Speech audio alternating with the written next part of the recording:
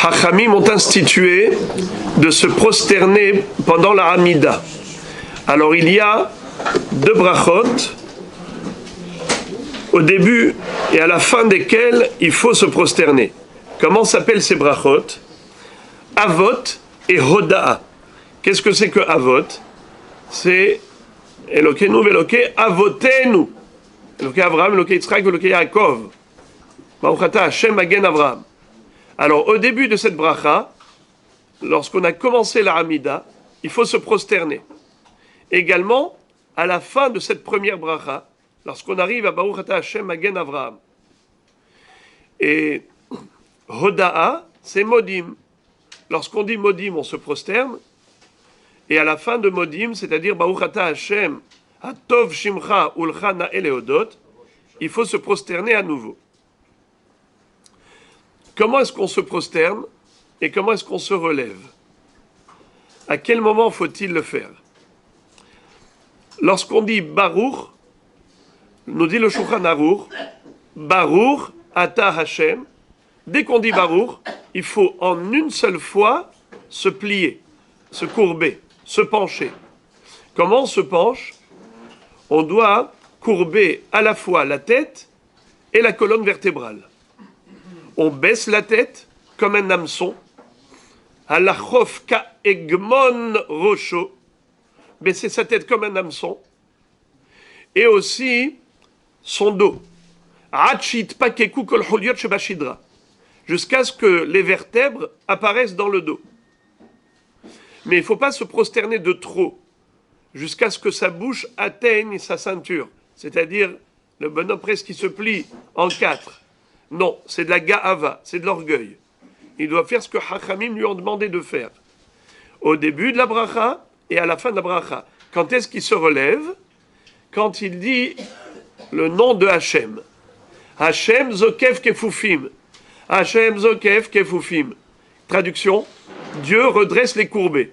À quel moment? Eh bien, quand tu dis Baruch Ata, tu t'es courbé. Quand tu dis Hachem, tu te redresses.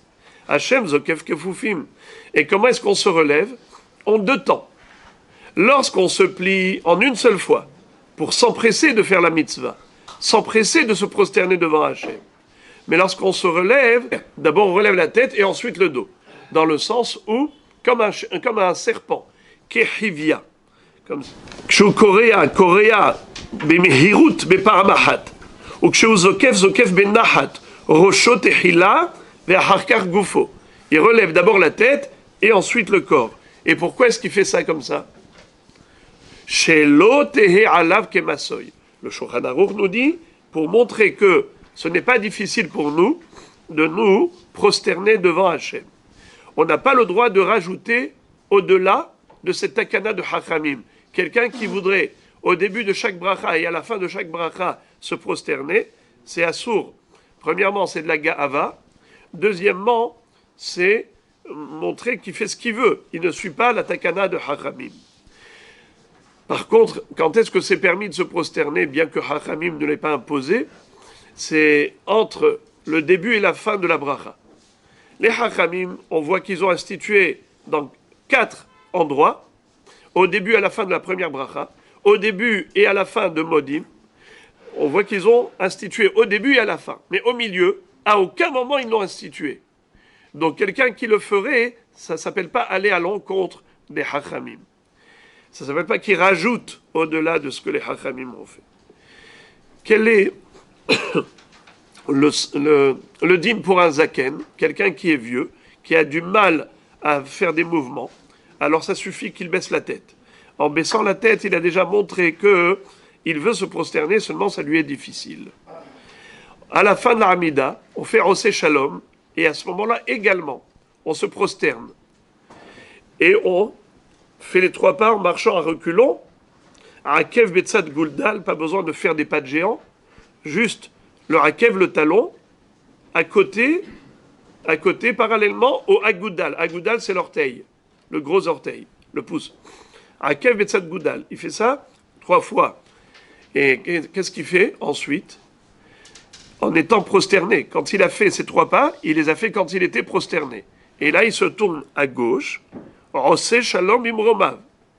il se tourne à droite, et ensuite il revient vers le milieu, Israël,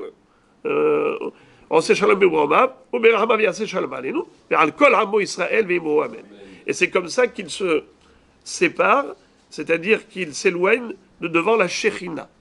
Et pourquoi est-ce qu'il commence par la gauche? Parce que la gauche, c'est la droite de la Shekhinah. Puisqu'on, pendant la Hamida, on est en face d'Akadosh Baruch Hu, en face de la Shekhinah. Donc d'abord, on salue la droite, la gauche et en face. Je termine. Vous voulez voir? Eh bien, lorsqu'on se prosterne, on le fait d'un coup. Lorsqu'on se relève, d'abord la tête et ensuite le corps. On ne plie pas les genoux. Alors les Ashkenazim, eux, plient les genoux comme dit le Mishnah Berurah. Le Mishnah Berurah dit qu'on plie les genoux dans Baruch. Et ensuite, il se plie dans Ata. C'est-à-dire Baruch, il plie le genou, Ata, il plie le dos. Et dans Hachem, il se relève. Alors écoutez ce que dit le Maharal, c'est très joli. Très joli ce que dit le Maharal.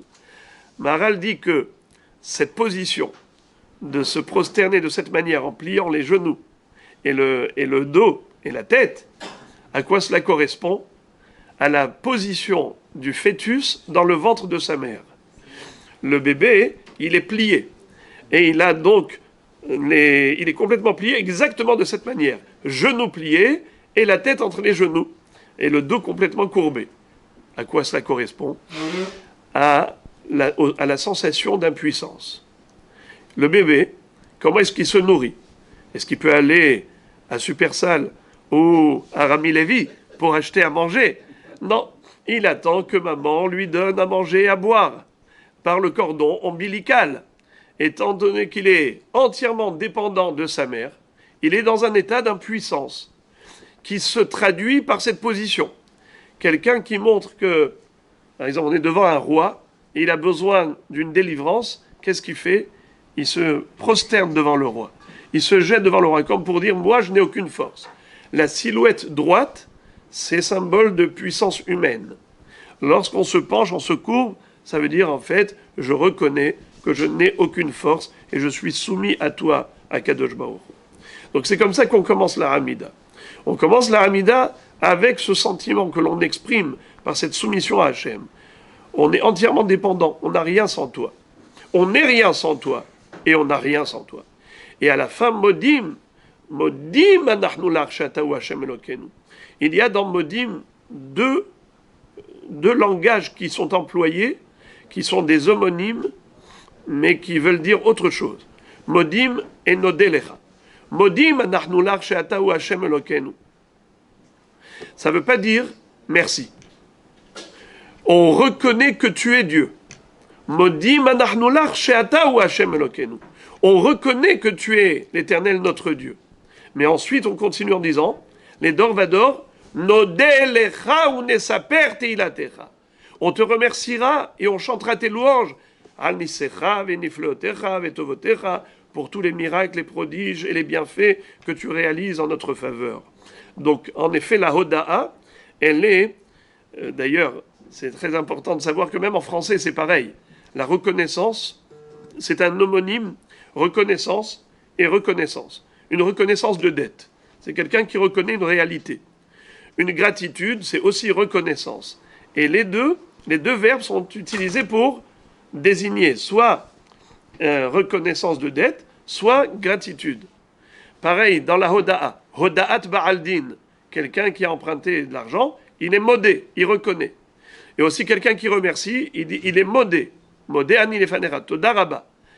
Parce que tu ne peux remercier que si tu reconnais la réalité. La vraie gratitude, c'est lorsqu'elle est accompagnée d'un sentiment sincère de ta redevabilité à l'égard de cette personne qui t'a accordé tous ses bienfaits. Donc, c'est comme ça que dans Modim, on dit Modim anachnu lach, et ensuite Nodelecha unesaper teilatecha. On reconnaît que tu es l'Éternel notre Dieu, et c'est la raison pour laquelle on te remercie et on t'adresse toutes nos louanges pour tout ce que tu fais à notre égard comme bien et comme bienfait.